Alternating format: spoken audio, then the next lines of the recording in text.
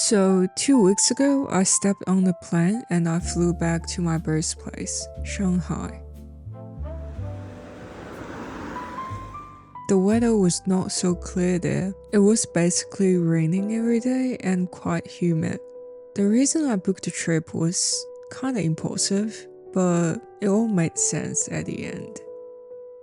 There's a really good art shop if you ever would visit there, but they only sell Chinese ink painting materials. It's still exciting to look.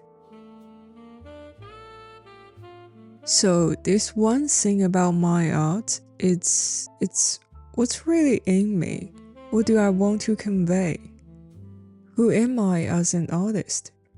Well, I don't mean to throw you all those philosophical questions all at once, but I went to an art talk recently and one thing the artist said was to paint about myself. As you probably know, I was educated in China for painting, so lots of things left in me are still mostly technical. Conceptually, I'm not sure who I am.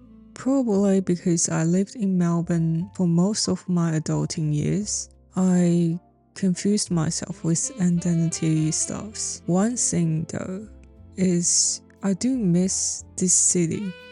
I do miss a bit more of a metropolis feeling. I went to the cafe beside a river, which is quite polluted, I'm gonna say. My mom was able to come with me, so free cameraman, yeah.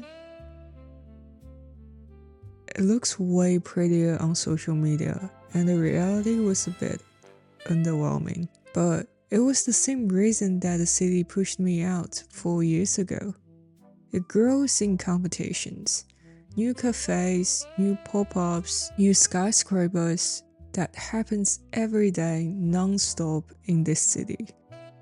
It broke my nerves. So I guess in this way, I like the pace in Melbourne. Well, things like to take their time, like really take their time.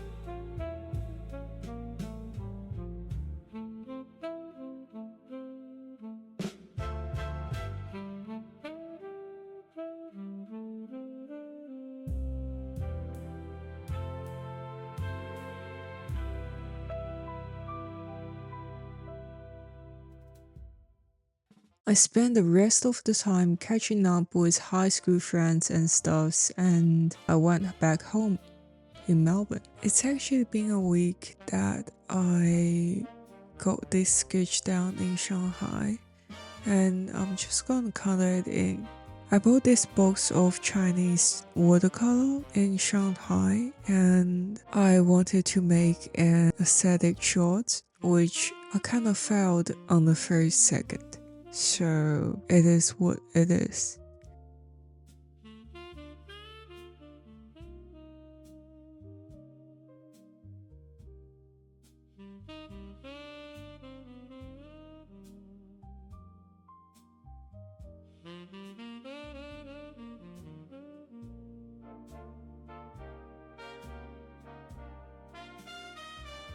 Well, I wanted everything to be really colorful, really impressionist in a way, and I started with all those wine bottles, which was what caught my eye at the first place. So I got a lot of color in like sky blue, near cyan color, and bit of yellow, red, just jeopardize. I just want to say what I meant by jeopardize. I meant like destroy the color balance. Yeah, I like choose weird phrases to describe something.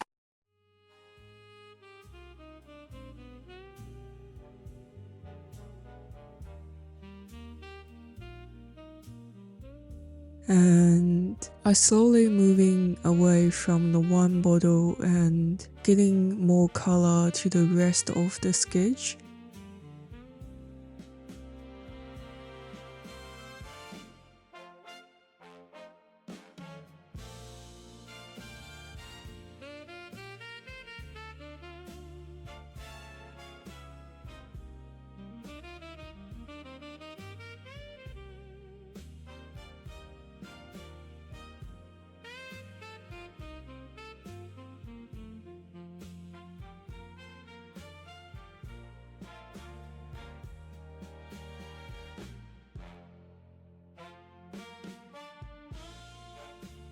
I have to mention that this plate was the best purchase I've ever done in a long while. It's perfect for Chinese watercolor. It's so aesthetic. It's an art piece itself. It's kind of luxury to use it, but if I buy it, I want to use it.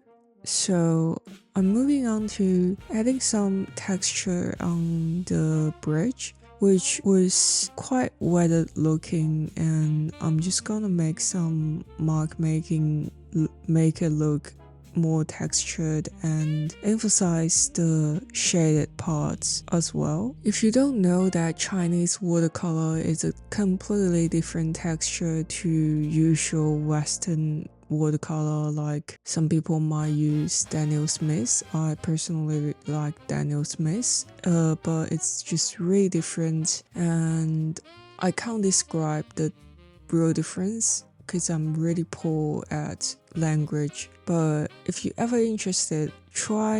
You don't have to buy an expensive one. Just try a cheap version on Amazon, and you just take it as a film project. But I'm guarantee you it's completely different, even though they both watercolor. Oh, I'm getting a bit more texture on the umbrella, which the color actually echoes with the wooden flooring. And at this point, I know all the color seems like everywhere, right? Just like how's it gonna come up as a whole picture? I don't know, I don't see it. And honestly, it doesn't matter, just trust the process.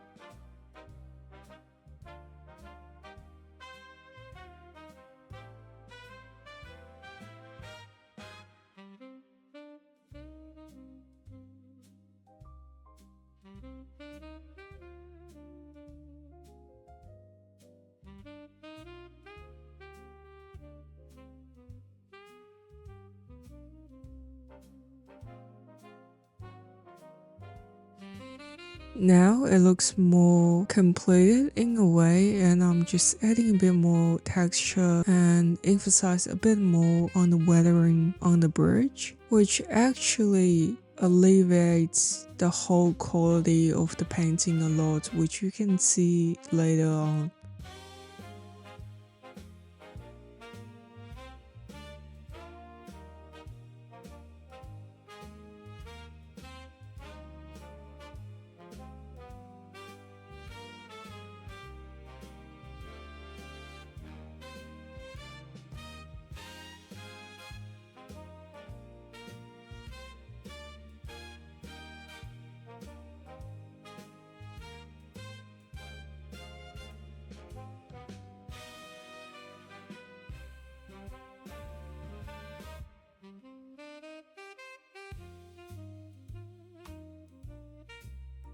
And I started to find all little details as well, like those high chairs in the really far back of the picture, and some architectural details as well, which it's kind of fun to draw with, and it's the whole point of an urban watercolor.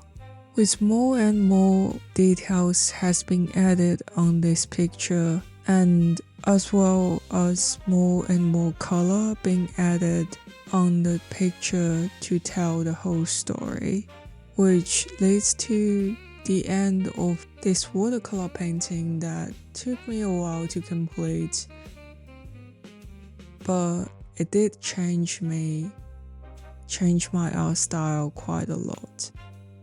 It unified everything I've ever wanted in painting, those kind of bright vibrance of color, and just be true to myself finally, that elaborates a sense of urban feeling, that life is so fast-paced, so every single thing happened every single day. Well, everything happens in a rhythm that sometimes I can't catch everything, and it just kind of drives me so nervous every day, and until one day I just realized that I don't have to catch everything. Like, this painting doesn't need to be catching every single detail and every single color.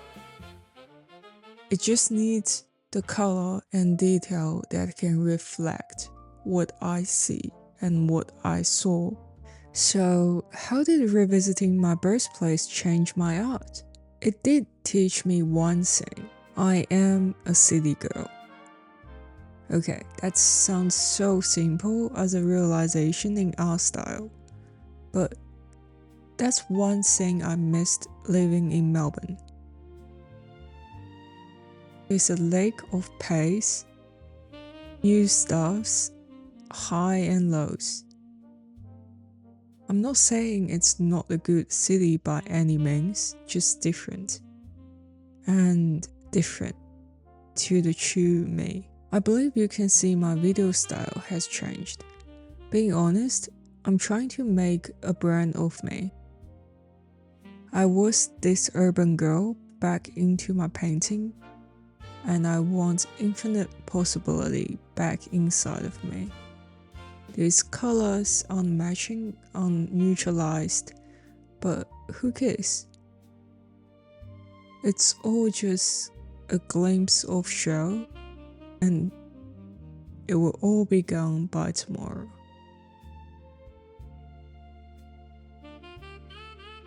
Hope you enjoy this art vlog, and if it inspired you in any way, please let me know in the comments.